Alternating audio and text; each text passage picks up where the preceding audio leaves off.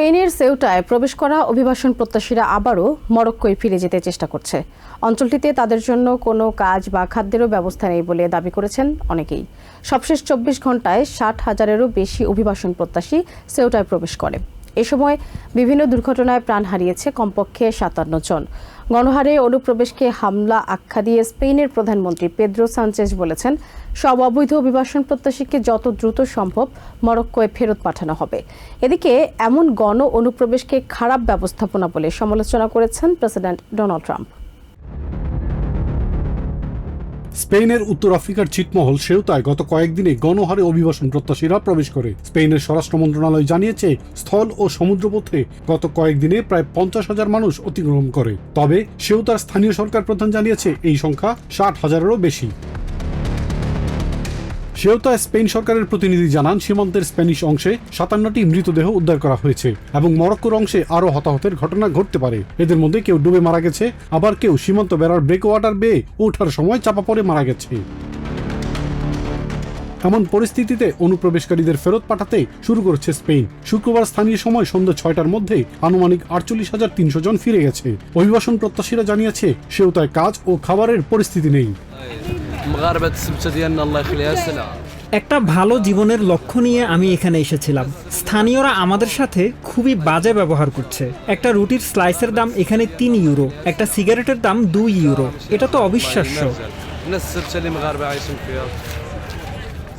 ঘটনার পর সেউতা সফর করেছেন স্প্যানিশ প্রধানমন্ত্রী পেদ্রো সানচেজ। এ সময় গণ অনুপ্রবেশকে হামলা আখ্যা দিয়েছেন তিনি। পেদ্রো জানান, সব অবৈধ অভিবাসন প্রত্যাশীকে যত দ্রুত সম্ভব মরক্কোয় ফেরত পাঠানো হবে।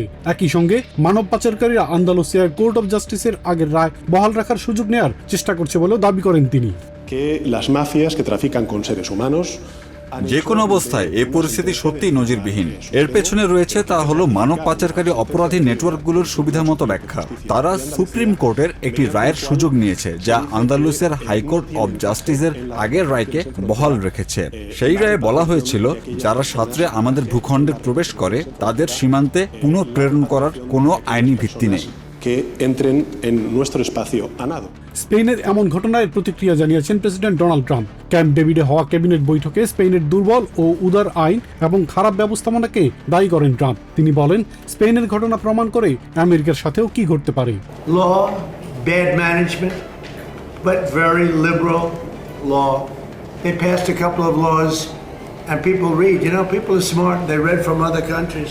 এই সীমান্ত সংকট ইউরোপে বিভাজন সৃষ্টি করেছে। ব্রিটেনের প্রধানমন্ত্রী এন্ডি বার্নাম এই ঘটনায় উদ্বেগ জানিয়েছেন। তিনি বলেন, অভিবাসীদের নিয়ে আরো বেশি সতর্ক হতে হবে। And I know people will see those scenes and want something to be done, more to be done. What I have done is firstly keep the current Home Secretary in place because the plan. ঘটনার পর স্পেনের সাথে থাকা সীমান্তে নিরাপত্তা জোরদার করেছে France.